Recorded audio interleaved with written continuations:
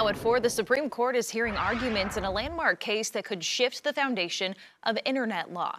The current rules shield Google, Twitter, Facebook, and other companies from lawsuits over content posted on their sites by its users. The justices are discussing whether the family of a terrorism victim can sue Google for helping extremists spread their message and attract new recruits. This comes after Google was accused of helping recruit members for ISIS, all due to their algorithms and how they work. Let's bring in now Rebecca Klar, who's a tech reporter from The Hill. All right, Rebecca, so what exactly are the justices looking at in this lawsuit, Gonzalez v. Google?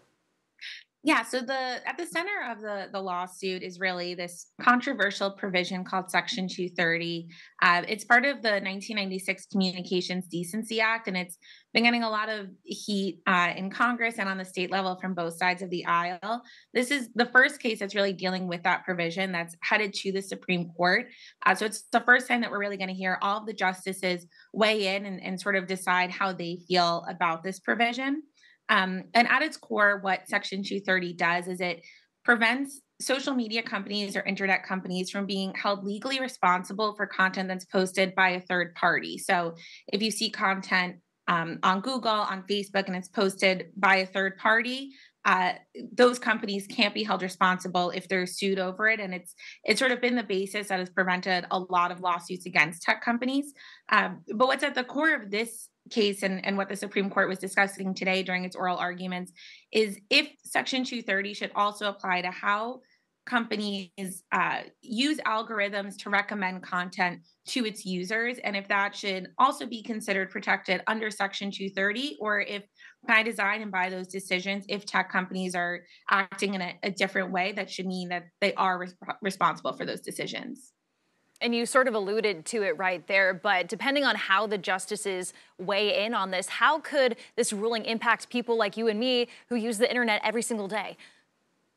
Right. So tech companies are really sort of taking a broad, unified stance from tech giants to smaller companies that are saying that this is a critical protection that enables them to basically run companies and run the internet as users are expected to using it. So the algorithm isn't only potentially recommending content that could be a source of a lawsuit if someone thinks that that is objectionable content, but it's also allows Google to understand if you make a typo that it means that you're looking searching for a certain thing, or to you know really provide users with the best results. So that's what tech companies are arguing.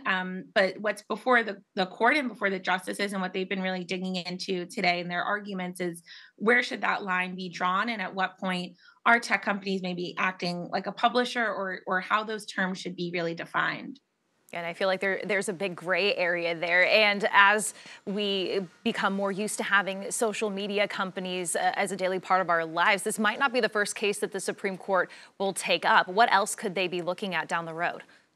Right. So, it really gets into two separate issues. On one hand, tech companies say that if the Supreme Court were to make these big carve outs or changes to Section 230, that could lead to a lot of litigation for tech companies on the basis of things that Section 230 has typically weeded out and protected them from hearing those cases. I think those are sort of the kinds of cases that we can expect to see based on how the court decides on this case before them now.